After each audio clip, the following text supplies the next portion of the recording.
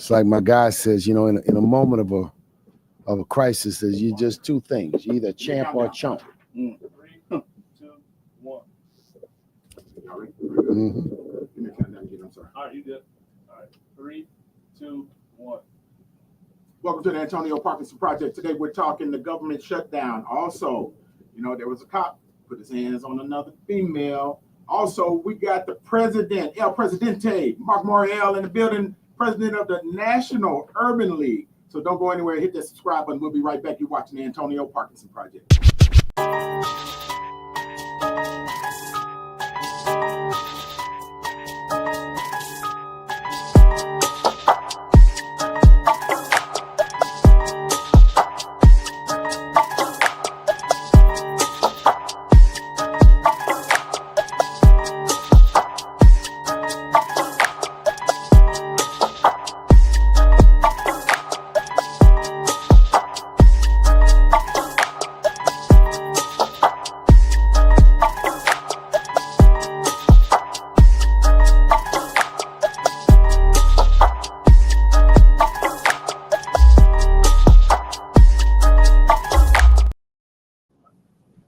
Welcome back to the Antonio Parkinson Project. I am Antonio Parkinson. You're watching the fastest growing visual podcast in the Memphis market. Let's go, baby. Come on now. Yeah. Hey, we got nephew. Nephew is hobbled and he is on the ones and twos. I think this might be his first or second, his first and a half, right? So y'all give it up for nephew. He ain't gonna be on the camera today because he is on the injured reserve list. IR. Yes, thankful he is alive. You ain't lying. Y'all give it up for my lovely co-host Angelica Jelly Woods in the building. Let's go. Hey, Long day. Long day. Back to back. Hey, this is what we do. We built for it, though, man. That's my DJ. He is my DJ. DJ Kojak in the building. Give it up for DJ Kojak.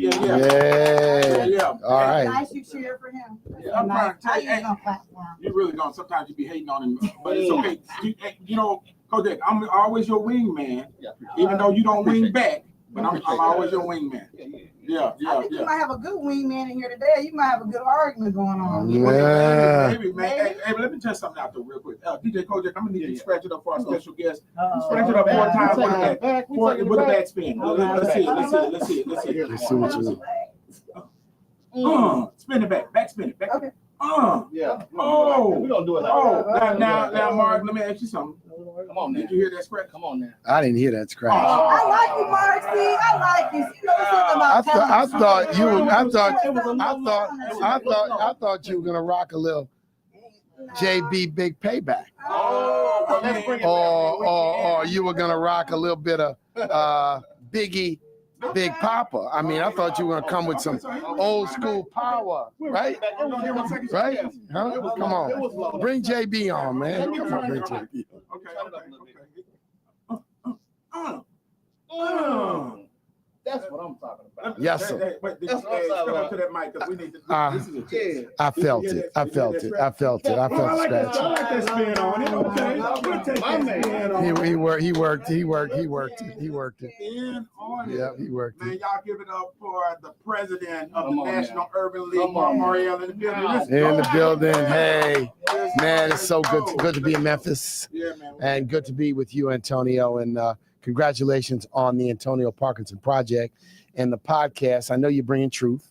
We are I know you're bringing wisdom. uncut. And I know you're bringing facts. Absolutely. Come on. That's gonna be Bring that. commercial, boy. Bring that. You know, Bring it. Yes, sir. Hey, look, I know he's in a hurry, so right now I want to get this drop. Stay on Mark, nephew. Stay on Mark. And so, Mark, I just want you to say, hey, I'm Mark Morial, president of the National Urban League, and you're watching the Antonio Parkinson. Hey, I'm Mark Morial. I'm president of the National Urban League. And guess what? You're watching the Antonio Parkinson Project. Oh, You better be a one-page. Man, I've been doing, I've been doing radio. I've been doing radio since I was 15. Right. Yeah, you ain't new to this, right? That's a good start. I used to go on the radio when I was a high school football player. They'd get you on, on these little shows, right? Yeah, so yeah, absolutely. You know, we want to make sure we get all of what you're saying. But look, so you started. That's a perfect segue. You started out in radio.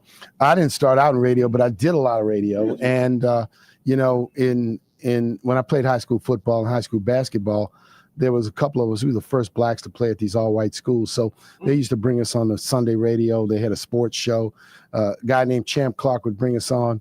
You love Champ Clark because he was a old school brother who asked the question, and before you could answer it, he already answered it. Oh, right. Bring it alley-oop, basically, right? Yeah, so we did that. But then, of course, when I was coming up in politics and activism, radio was king. Oh, man, black radio. Black radio was king. So WYLD radio in New Orleans, WBOK radio in New Orleans, they were so powerful, and they had public affairs programming and conscious DJs. So you could kind of roll in and, get on the air when you were doing things. And so learn to do radio. And the owners eventually hired me as one of their lawyers, right? Oh, and so You was a lawyer also? I was a lawyer. Yeah, I was a lawyer. I did everything.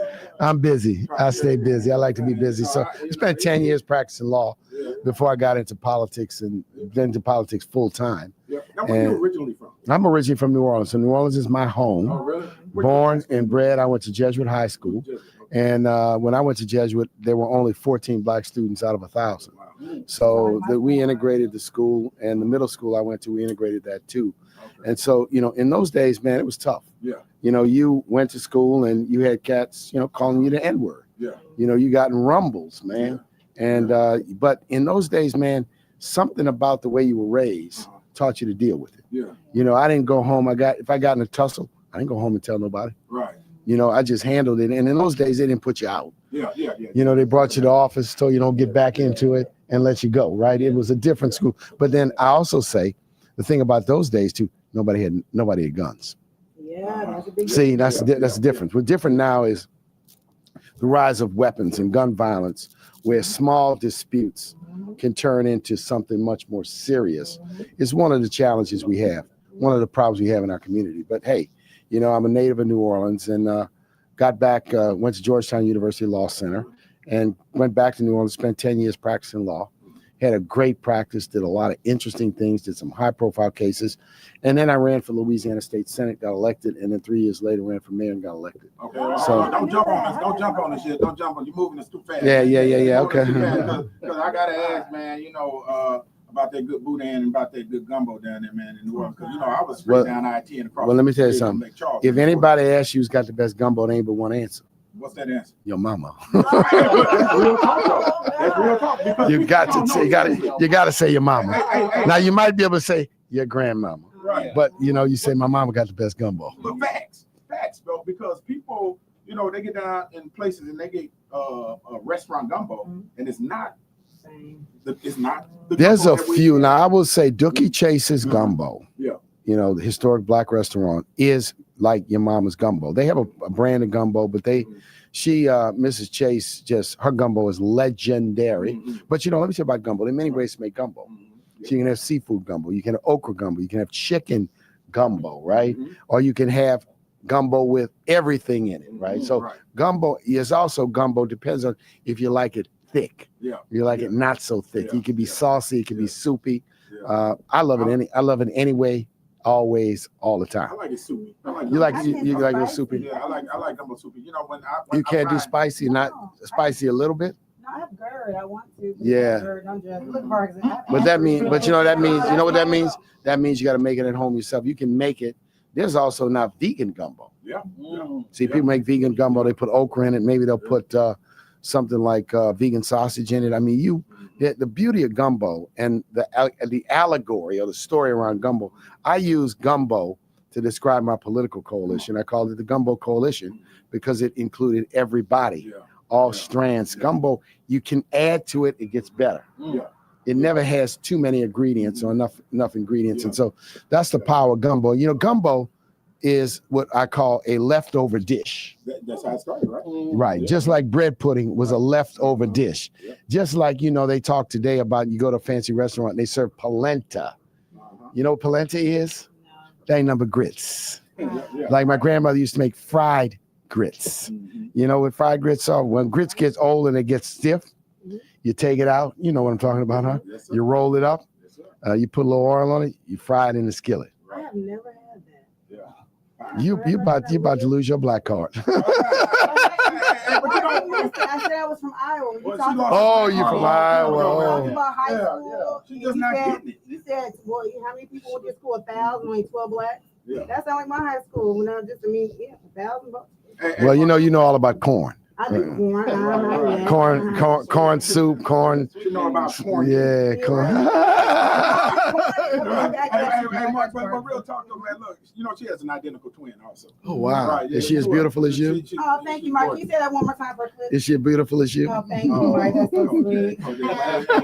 He gonna be a hater. He ain't gonna put it down. You speaking her love language. Yeah. Hey, but look, you know, so I tell her, you know, when her and her twin and when they left Iowa, they left two black folks in Iowa. That's her and my mom and her dad, right? But guess what? I say I'm the black girl from Iowa. So if you don't remember my name, I just say, hey, just remember. But now the question when you're from Iowa is where is your family from?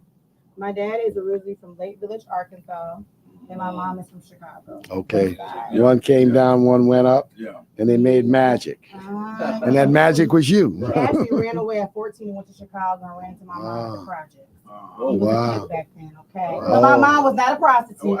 Clear it up. Look. He gonna clip it and say, my mom was a prostitute. Even sometimes pimps are susceptible of being reformed, right? He's a bishop. Okay, I'm a Oh, wow. Okay, he's Okay. fully reformed. Okay. Okay. Holy Ghost. Wow, All right, beautiful. thank you. Look at Parkinson wasn't. See, so he's a Holy Ghost bishop He is.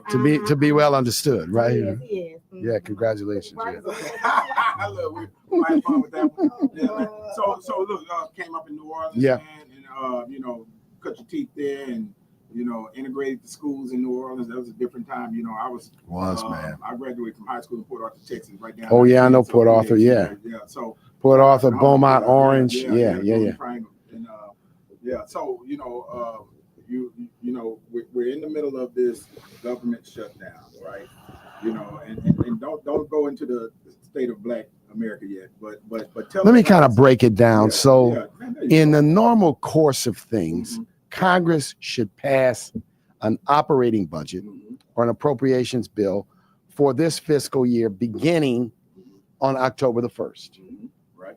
When they do not pass it, they engage in what is called a continuing resolution, which means they take last year's budget and just continue it into the new year. Mhm.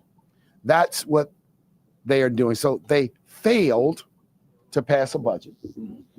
and they passed a temporary continuing resolution. And now the dispute is over whether to continue that resolution. Now, the entire scheme here, in my opinion, by the GOP has been since 2010 to repeal Obamacare Right. and repeal the expansion of health insurance for the American people. When the Obamacare Affordable Care Act passed, it did a number of things. It made more people eligible for Medicaid, and then it created subsidies or supports for people to buy private insurance. That increased the number of Americans that had access to health care significantly. The agenda here is for the GOP to use the shutdown Mhm. to further their agenda, which is to cut health care. So let's not get caught in what the real deal is. The real deal is let's use this shutdown. So the Democrats have pushed back. And of course, Trump is Trump, and Trump is playing Trump politics, which is to threaten, to bully, to cut, to make people feel pain. So somehow he thinks if he makes the average American feel pain by throwing government workers out of their jobs, by eliminating healthcare subsidies and rolling back Medicaid, somehow he's going to force the Democrats. I think it has another effect. It gives the Democrats every reason to stiffen their backs, every reason to play tough and hard. You play tough, you play hard, we play tough, we play hard. Now, in the past, it's the role of the president to play peacemaker, deal maker, to bring the parties to the White House, to sit down. And if everybody's not 100% dug in on their agenda, you can find a way to go forward. This is messy. This is nasty. Many people are being hurt as we speak. It's going to slow down the economy. It's going to cost people their health and their lives. And it is as nasty as anything I've ever seen. Let me add something to that before you continue, because there's also the side of it where they are trying to fund the extension of the tax cuts for those billionaires. You want to talk? You want to touch? Let me tell you, the big ugly. They have to find some money. So the press came out and said, well, I got the big, beautiful bill. And I said, it's the big, not ugly bill, but it's what Fred used to call Esther. You know what Fred used to call Esther? Ugly. Ugly bill. And it's ugly because all it was a massive shift of money and wealth. Of whose money? Your and my money. Taking money and using cuts in healthcare and a number of other programs to finance tax cuts, so it makes it appear as though the deficit is not being increased that much. This is a game of three-card Monte, that old New York game. This is a game of an attempted hide and go seek, but no one is fooled by this. Look, here's what Americans need to understand. When we say for the rich, I don't use that term. I use the term for the billionaires. America today has less than 1,000 billionaires. These billionaires have more wealth than 47% of the American people. The wealth of billionaires today is incredible and unbelievable, right? Do they need another 10 billion? No. See, this is the thing. So there's a value proposition here. And for a long time, for 100 years, we had a philosophy, it was called a progressive income tax, that people who made more money would pay higher tax rates on each extra dollar they made. That has been blown completely out of the water as wealthy people have used their political power and their lobbyists and their tax experts to punch holes in the tax code to create benefits and loopholes for them. So, and we're not, and this is what they do. So I saw the speaker talk about this being a working class tax cut, but you see, this is how this is done. I call it, you get a cupcake, right? You get a wedding cake, like one of them 10-layer wedding cakes. In other words, go to the people who are making $200,000-$300,000 and you say, you get a tax cut, $20,000. You get billions. So they're giving people who are sort of in the upper middle class. They're giving them some relief, but the real benefits are going to the wealthiest Americans. But their messaging, the GOP is very good at deceptive advertising, deceptive messaging, calling it a middle class tax cut, calling it a working class tax cut. And people at home sometimes may not do their homework. Politicians don't give them accurate information. So I like to deal in fact. I like to deal in truth. And that is what we have. Medicaid benefits older Americans who are in nursing care. It benefits young families and children significantly. Many of the people who do receive Medicaid are working. Let me say that again. Many of the people who receive Medicaid, some 70%, are working. Many of those who are not working are either disabled, right, validly unemployed and looking for work. So they've also created, if you hear Speaker Johnson, because he's on all the time, he talks about, well, we don't want to pay for Medicaid for someone laying in his mama's basement. I'm like, well, who are you talking about laying in their mama's basement? I said, that's not people in our community, right? Who are trying to get Medicaid because they're not doing it. You know, there's a margin of people who may be doing that, but this is so cynical. This is so corrosive. This is so divisive to use this issue to hurt people. But let me jump in here, because there is, number one, is the black folks that's receiving this benefit is not the majority. It's not. Right? The majority are white Americans, and so it's probably about, I think, 45% white, 30% African American, 30% Latino, roughly. So, and that's the other thing they seek to create. Right. Medicaid is not a welfare program, right? Medicaid is a health care program because the private market, private insurance is too expensive for some. Right. Some people go to work and their employer provides them health insurance. Some people work in jobs where the employer provides no health insurance. And therefore, Medicaid's important for some of them, or the exchanges. Right. It's called the exchange, the private market with subsidies and supports. Right. So for people that work but don't quite make enough money yes, to pay for health insurance. Exactly. Let me ask you this real quick, because before we get out, let me ask you this. With the government shutdown, how is it affecting Black folks? so Hold that thought. yeah. We'll come back to that answer when we come right back. You're watching the Antonio Parkinson Project.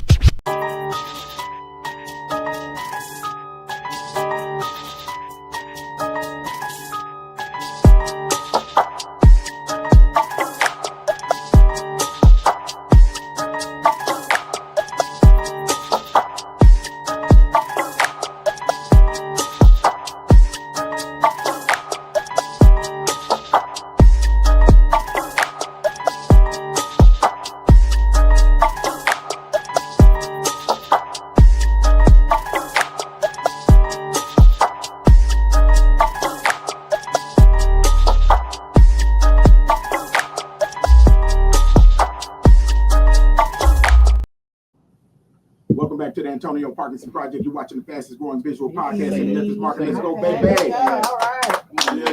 Yeah. Hey, we got guests in the building. Shout out to Vicky Cox. How she came in the building. Back on, give it a plug. I'm gonna tell you something about when he did this. Wait a minute, I was going to introduce you, but I guess I'm not going to introduce you now. It's Vicky Cox, executive director of the Idle Wild No, Richmond I Center. wasn't going to. I was talking about you. I got to introduce my co-host. Okay, but I'm gonna get to this. I need to get to this being petty before we go back. Okay, so He don't did a introduce clip, you first. you know. It's better. It's better. I'd rather tell this. He did a clip online. Look at Kojak face as a sponsor. I'm gonna show you it. Yeah. I can't say the word for the market. Well, you the one that said it. It was clipping your dialogue. No, it was you. It wasn't me. It definitely was you. Okay, well, You look back $50. your picture is associated with it. No, it was you. Okay. And it said to Vicky and her itches. Itches. I I didn't say the word, Mark. I didn't say that word. I don't. I can. Yeah, that's but what it said. Angelica's picture is there, and it says I ain't touching that. He said he ain't touching it. Right, But right. you know how you do captions, automatic captions. Automatic. I had to Okay. say I had to sneak. Messy. I had to sneak. Sorry, Messy. but okay. Messy. You can introduce me now. All right, okay. Y'all give it up for I love the co-host. You can bring them with you. Yes. Yes, it may in the building. Look, hey, give it up for my DJ. That's my DJ. DJ That's Kodak your in the DJ. building. Yeah. Hey, look, we ain't gonna scratch it up for the president because he already heard the scratch. You know, little JB, little James Brown in the building. But did you notice how at your luncheon the mics were messed up? Yeah. I slid in there. And, Oh, yeah, you're gonna drop You it. worked it out. Yeah. You were the magic man. Yeah, He did. All right, He thank did you. the fix, man. Thank you, man. Thank you. I said, not for this. Yeah, brother. yeah. Yeah. I was like, man, they trying to, they putting the fix on the mayor, man. It might sound. I was about to put the mic down and just use my outside voice. Oh, yeah, you probably could project that loud, Mark. I promise you probably Yeah, can. man, y'all give it up for the president, Mark. Come on. Let's go. Yes. Hey, the Urban League, baby. Hey, man. So we were asking, how is the government shutdown affecting Black folks? We know 300,000 Black women lost their jobs prior to the government. So it shutdown. means that people are not going to receive a paycheck. Right. Yeah. Many employees who are non-essential employees. Now, I'm not sure what their eligibility is for unemployment, but even if they could apply for unemployment, they won't get their full paycheck. So they're at risk. Yeah. They're at great risk. And these are many Black employees, but employees of all backgrounds, races, creeds, colors, and religions are basically. Now, one of the great risks is that by Friday, they say air traffic controllers will no longer be paid, which is a serious issue. And it's an economy killer with how essential travel is for everyone. So I don't know where this is going, but these parties should sit down, and it's on the president. If the president can make a deal in Gaza, then he can make a deal here at home. But everybody's got to he's got to understand that he's not going to get 100% of his way, and that protecting healthcare for the American people is essential. Do you want that on your record? Do you want that on your legacy? And they use these terms like wage fraud and abuse, but never give a single example. Never produce any example. Never produce any evidence. Asking him that question: do you want this on your record? Do you want this as part of your legacy? don't think he gives a I shit. don't think he cares. No, he doesn't I care. don't think he gives Particularly in this term, Yeah. since he can't run for re-election. But I think he's. ask him again. He feels like I think he feels like he can. I think he feels like he will. Well, he may try to bend the rules, Yeah. and if he does, we're going to break American democracy. I mean, that's the problem. Yeah, The American democracy is being broken now. The rule of law. I talked about it at lunchtime. How the executive branch is doing things that violate statutory law, defying court decisions, doing things as though the executive and legislative branches don't count. Here's the interesting thing. As a state legislator, I always tell people, man, you can almost throw everything away that you learned in civics, because there's no equal branches of government, right? And I think that the legislative branch is the most powerful branch of government, right? Because we make the rules and we change the rules whenever we see fit to change the rules. If you still got your balls. Now, the Congress and Senate at the national level seems like they took theirs all the way up in their stomach. And they're letting this man just run roughshod. What we're learning is that this country was predicated on the idea that the branches that this is why we say, what does rule of law mean? Mm-hmm. Rule of law means I take an oath to follow the law. So the legislation is promulgated by the legislative branch consistent with the Constitution. The executive branch has to execute it. When the executive branch, which has most of the power on the day-to-day operations of government, decides we're not going to follow the rules, we're not going to follow the separation of powers, we're not going to follow the Constitution, we have a constitutional crisis, and that's what we have right now. Yeah, I think democracy is already broken. I don't think it's going to be broke. I think it is already fractured. I mean, dramatically. And you look at everything that's going on, but you got to understand too that I was told the other day that I think they're about 47% into Project 2025, but they stacked the courts, they're getting the rulings their way, and it's incredibly dangerous. I watched that as a Tennessee legislator. I remember there was a Judge Lyle in Nashville, and she's actually, they say she was a Republican, even though judgeships are nonpartisan. But she ruled against the state of Tennessee, and when we got back in the session, man, they started running resolution after resolution for her removal, this, that, and other. And I thought it was the most dangerous thing for a legislative body to do, because even though they didn't pass them, it's not only dangerous, it's sick. It is. But even though they didn't pass them, the signal that was sent to the judicial branch of government would make them shaking their boots if they rule against, something that. What I've said to my GOP friends is that if you operate this way, turnaround may be fair play. And this is they're creating a mold and an operating strategy that others will follow. It could completely break apart what we know as the United States of America. I mean, it's so troubling, right? And it's being done in a way that people are hurt. When you intimidate judges, you intimidate university presidents, you intimidate mayors of major American cities, you threaten their money. Right? You create a climate where they are attacked vociferously online, continuously, in a very, very hateful way.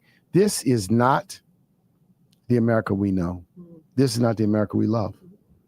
What do you do in leadership? I was saying, you said earlier Trump was a bully. And I told Parkinson that other week, I said, Trump is a bully. He throws tantrums. He uses fear until he gets what he wants. But that's a part of entitlement. They're not used to not getting what they want. And look at the judge who had him investigated. Now she's under, we talked about her last. They indicted her. Yes. They indicted the attorney general. They did what do you do? flimsy indictments against Comey and the attorney general of New York. Basically retribution. If the courts don't summarily dismiss those cases for prosecutorial misconduct, it's despicable is what it is. But even if they dismiss the case, the shot has already been fired, and you're dealing with shell shock from having to prepare to save your life. This is warfare. Yeah, absolutely. This is warfare without guns. I mean, that's what it is. What's the answer? What two questions? I'm sorry, I mean, I'm saying, because you have to use your money, resources, time. Yes. People you don't know, because you're in a position, you have Dig to in. pay for fees and all those things. Oh, that's the number one game, is to dry your money up first. Dig in. So you cannot Dig in and fight. Yeah. But no. Let me ask this, because let me ask this question before you answer it. Kind of like the DJ. What was his name? That used to ask y'all the questions and give you the answer. His name was Peter Wellington Champ Clark. Champ Clark. Yeah. Champ Clark. So let me He was challenge a great Champ Clark. So two questions. One, what are the Democrats doing wrong? I'm a Democrat, so I can talk about the family, right? And number two, when you say fight, what is our best scenario in a fight? In a fight, you have to, number one, use your voice. And you have to clearly articulate a message because they've come with a message. Is that enough? Project 20. No, this is a starting point. Okay. Then you being a legislator, now you're in the minority, you have to use every tactical maneuver, every parliamentary maneuver, every particular maneuver possible. Then you got to get ready for the next round of elections, right? You got to start registering people to vote. You got to start engaging people. You have to start, if the vote is the only way. And these local elections, we had a mayor's race in New Orleans. We have a governor's race in New Jersey, a governor's race in Virginia. These are bellwethers. These are signs. We have to get people agitated, energized to get out to the polls and vote. And I think in a democracy, that's all we have. If we don't have that, it's what? I don't know what it is. We got other things. We got our money. We have our money. We got our money, and you can selective purchase on particular companies, but you can't boycott everybody. You can selectively purchase, and I think using our power, we've seen it in the case of one company, is a very important tool as well. I think like the messaging back to voting and the excitement around voting, it only is a certain window of time there's excitement around voting. It's not a continuous year round. It needs to be like, just like they don't get up, America great again. I'm so tired of seeing them in their yards, signs. We need to go just as hard as them. It shouldn't, whether you. Well, he built a movement around MAGA. He built a movement, but look, he started in 2015. This is 2025. He's been at it for 10 years. I mean, these things do not materialize. And I say they say, well, do you believe in making America great? I say, I believe in making America great for everyone. See, the MAGA movement is not for everyone. We're not part of that. That we're not included in that. We have the target on our back when they attack DE&I, when they attack voting rights, when they attack programs like Medicaid, Head Start, and SNAP, when they fire African-American women who are qualified. You try to fire the woman who's a Federal Reserve Board governor. You fire the librarian at the Library of Congress. You fire African-American women across the board. What, you think we're not seeing this movie? We don't understand. We have been targeted in a very, very, very profound way. Let me ask you this. So we two questions. One, what is our plan? Because when I was in DC a couple of weeks ago, last month and then a couple of weeks ago, I asked some of the leaders. So Antonio, one of the things I'll say is I wouldn't. Go ahead. Okay, frame it up.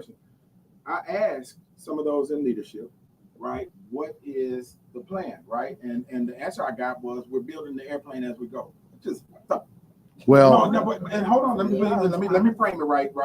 So we're always in a posture of defense on our heels because we're not being offensive. One of the things we need more of is synergy amongst ourselves. Yes. A plan could be built by you and I. That doesn't mean everyone will buy into it. Sure. A plan could be put together by 10 members of Congress. It doesn't mean everyone will buy into it. Right. We need more synergies among ourselves. Second thing we need is, if I knew what the plan is, I'm not going to talk about it right here. Amen. So there's got to be an element here of confidentiality and surprise. They worked on Project 2025 quietly for many, many years, and no one knew exactly what it was going to be. And then during the election, Mr. Trump claimed he didn't know anything about it. Right. Mr. Trump claimed he wasn't for it. Now, we know that when he said it, you could tell he was bullshit. Yep. Okay. And so there needs to be, but we also, when we say a plan, one thing the MAGA movement has, what do they have? They have a central leader. Right? Right. They have a central leader. And all these other guys are not leaders, they're acolytes. Right. Right? They're lieutenants. Mike Johnson, John Thune, Marco Rubio, Stephen Miller, Russell Boyd. They're acolytes of Trump. They have a central. We're now in a transitioning process from a national political leadership position, right? And we have to recognize that that's the case. Now, people will say, oh, you know, we don't really need to rally around a particular leader, et cetera, et cetera. And I say, show me an example, right? One of the things that the civil rights movement taught us is it was a team of people, but we had the inspirational leadership of Martin Luther King. Right. Now, he will tell you he wasn't running everything. He wasn't in charge of everything, but he was somebody we rallied around. We rallied around his message. We rallied around his tactics and his strategies. We rallied around him in a profound way. So it's an open question. Don't know what you think. Yeah. That, you know, you need leadership. And in the civil rights community today, there are many of us, you know, many of us who are there. But we're in a transition because we have to also, in our own community, we have to acknowledge generational issues. Come on. We have to acknowledge some gender issues in terms of building a cohesive. So, but do we need a plan? Anyone who says there's a coherent plan, but the plan has to be, one, how do you interrupt the momentum of MAGA? The second plan is, how do you gain control of the executive branch of government? And then thirdly, when you get it, what do you do with it? So, Yeah. all right, I Okay, think let- now, let- yeah. we got one more minute. Let me ask you this. Now, man, you took my 5 minutes and reduced it to 1. Come on, man. Give me some grace now. I like So, that. because I got an important question. You know, 2 important questions. One, you mentioned the civil rights movement, right? Yeah, you know, did we ask for the wrong thing in the civil rights movement? Let me tell you where. Let me Okay, finish go ahead. because you know when you know we were asking to, you know, dine at other people's tables, we were asking to go to other people's schools, so on and so forth, and all of our businesses were lost. Was that the wrong ask? What and so I think in retrospect, Mhm. that losing some of our economic infrastructure, some of our businesses has hurt us in terms of intergenerational wealth and building wealth. Look, my grandfather was a business owner. He was the grandson of a slave born in rural Louisiana. He grew up, went to Howard University, got a medical degree, came back to New Orleans, built a life insurance business and a doctor's office. Okay. They built a significant business. And then when he sold it in the early 1970s, when he was almost 80 years old, you know, he made a handsome sum of money, which was transferred to my mom and her brothers, right? I mean, this is what we were able to do. And I do think that this is why entrepreneurship is super important. Let me give you an example about entrepreneurship. So today, if you know the chain Dunkin' Donuts, well, in the Dunkin' Donuts chain, there are a significant number of South Asians who own Dunkin' Donuts franchises, right? That has been a formula for them to build wealth. If you look at the budget hotels, they've got Hilton and Hampton Inn and on their flag, but they're not owned by those companies. Those companies service and manage. A large number of those franchise chains are owned by South Asians, right? We need a generation of business owners and entrepreneurs in an industry where we have much greater ownership penetration. We thought, and you know, the generation of people said, look, you no longer have to do that. Now you can work for the corporation, you can work for the school district, you can work for the city, you can go do as others have done. And that's why we don't have the same business infrastructure. Was it a mistake? I mean, in retrospect, I think there's a great case to be made that somehow by losing our economic infrastructure, see, in the civil rights movement, Black professionals were heavily involved in leadership positions, doctors, lawyers, funeral home owners, pastors. Why? They did not depend on a job with a white family or white company for their survival. So they had a lot more independence. They could be a lot more involved in advancing the civil rights movement. And that is the case. You look at why the earliest Black members of Congress, Adam Clayton Powell, he was a minister. Charles Diggs, his family owned a funeral home. There are numerous examples of that. The Fords, here in Memphis, right? They had independence and they had Let resources. me throw it because we're running out of That's time. Let me throw this out there because we're running out of time. Two things. One, I've said that this Trump administration is going to force us back to community like we were during pre-desegregation. Last thing, DEI, right? We are number 7 on the list of beneficiaries of DEI. Why are we leading the charge in fighting? Because without it, we have zero. See, this is a thing. Without it, so do the white women who are at the top. Well, Others, they should be far more involved in this fight for diversity, equity, and inclusion. But we've always led the way. Maybe we shouldn't be the ones that have always led the way. But look, some of my friends in other communities tell me that they admire us because we're willing to challenge the status quo. Because they has benefit And, but you're right. We have our work in civil rights has benefited many other Americans. Yeah. Hey, appreciate you, Antonio. God bless you. I'm going downtown, and my pleasure, man. We'll come back again. Love you. Come back again, my good brother. Hey, real quick. Come on, let's all get it at once. Let's get it at once, please. Come on, real quick. Hey, in the live, there you go. Hi.